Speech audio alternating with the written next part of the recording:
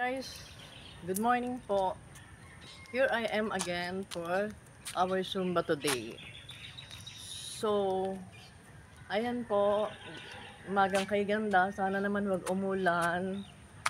So, para po makasumba kami at di naman po bumaha sa ating bahagi ng ating lugar po.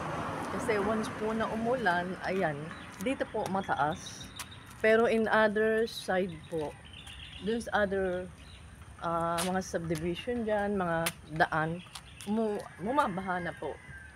So, sana naman, yung ganyang ah, ulap, magdaman po yan ng umulan.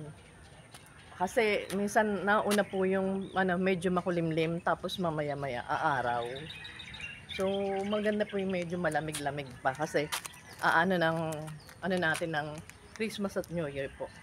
May hawak akong biskuit kasi type ko pong kumain. Hindi na po tayo nakakapag-almusal sa umaga pero kailangan po may laman daw ang tiyan. So, eto na yung namin, coach. Bye for now, guys. Bye. See you.